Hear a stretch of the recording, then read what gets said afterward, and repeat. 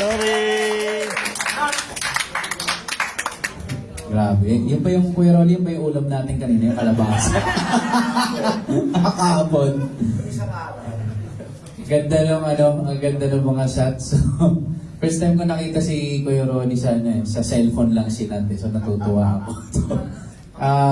Clear naman. Akin, for me, clear yung gusto sabihin ni Kuya. So, siguro, kung ako lang, more shots pa, Kuya. Tapos, so good.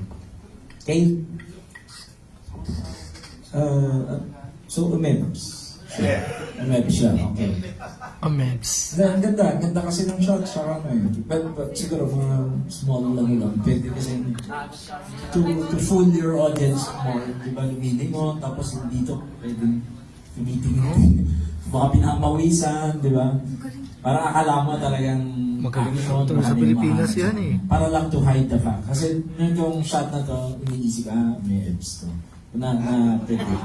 Medyo na-predict na. So kung gagawin parang suspense action movie, mas mafu-fool mo yung audience. Pero andun yung flow ng shots na to.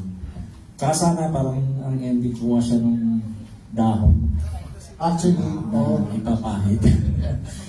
I mean, just do it. I mean, something like that. But malinaw naman kasi dito nakaapak na. So yeah, good job. akala ko nga yung mga kino-close up na dahon nung nakaupo siya, namimili siya kung ano yung dahon na pipitasin niya.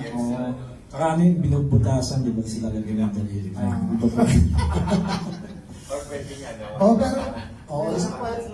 Anong may salawa kayo ba to o talagang action? Ano yun? Salawal kayo? Hindi. Ano tawag mo dito? Well, it's basically karma. Okay. Yun yung ano.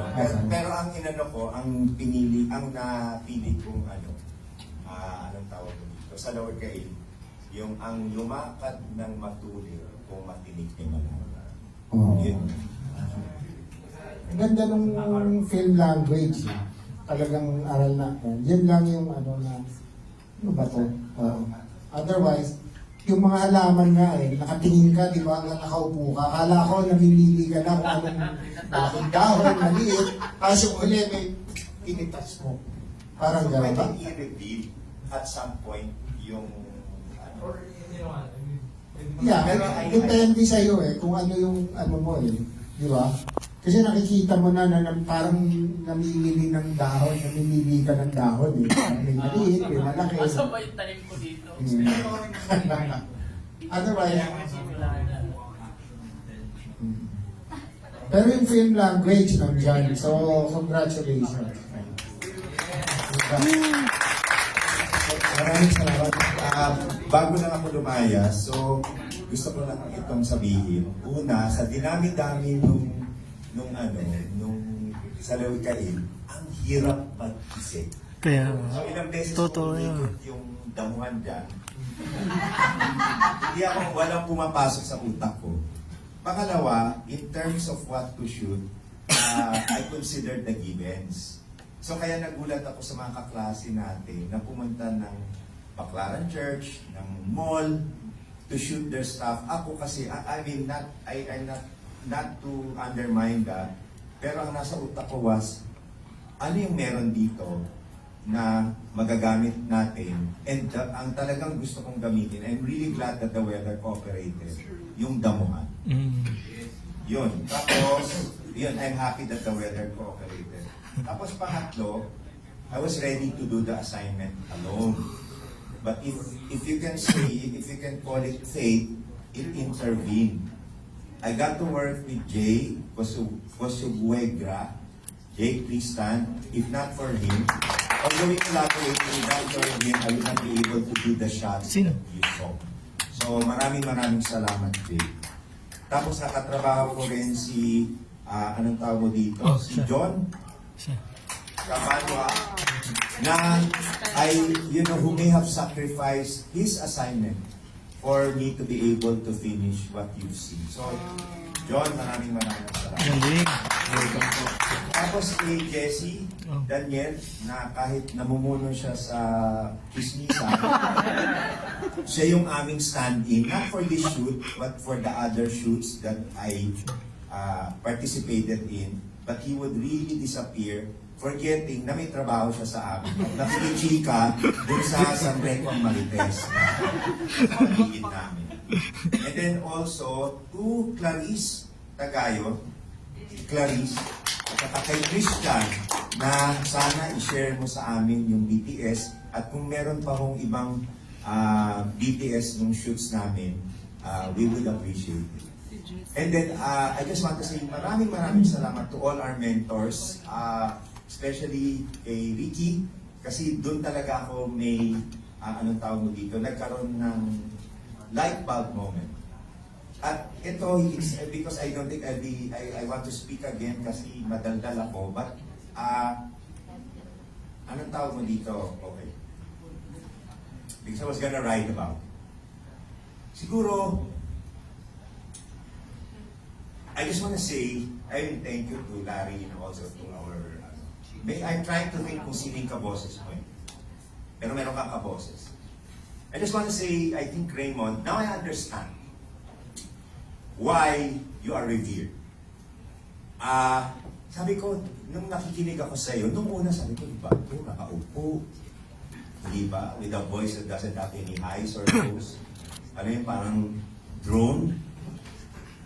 Pero pare, I just wanna say, siguro kung bata ako at nakinig ako sa iyo noon or ngayon or whatever, siguro I would have wanted to be a filmmaker at first. I think that you are a, what's the word? Hindi magnetic eh, but ano yan? It's not even inspiring.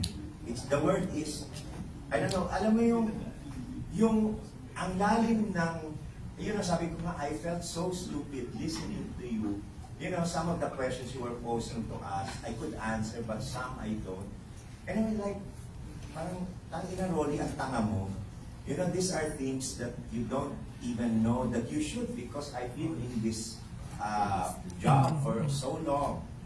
And then listening to you, sabi ko, shit, siguro yung mga batang nakikinig sa kanya would have a light bulb moment, parang, I wanna be a filmmaker. And that's what I felt. And I wish I were younger.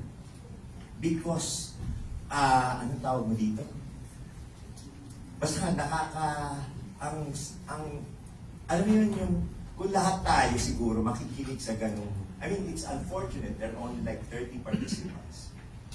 But if can you imagine if there's more, then we would have, I mean, Ricky, Mel, Cesar, and Raymond, we would have more people who would, anong tawag mo dito, who would create more meaningful content. And I understand what they said. Yung sinasabi nila, man, yung mga content creators, totoo yun, ang ganda-ganda ng ginagawa niyo. But I don't think you really push yourselves into understanding what the workshop is all about. And I think it's probably because you're afraid to fail. But failure is part of ano tawag mo dito, growth. And that is why, in this workshop, I realized that I have so much to learn. And I'm truly grateful to DTI for accepting me. Because as I've said on the first day of the workshop, what are you gonna do? Why do you want to have an old guy here in this workshop? Hindi ba when the people who would most benefit, these are the young ones. So yung mga, I mean, I have I have my favorites among the entries. And I'm really glad that I made some friends. And I've also realized that I think it's important for us to have a sense of community. Do not be afraid to, hindi kayo nanakawan ng ideas. Hindi kayo, or kung manakawan man kayo, ang utak natin is so rich. You know, that even if somebody steals your idea, meron at merong pupunta dyan as long as you are alive. I mean, meron yun. And with that note, I don't know, I've taken too much of your time. Maraming salamat again to all our mentors. DTI has made a good choice in terms of having you as our speakers. And from the bottom of my heart, maraming salamat.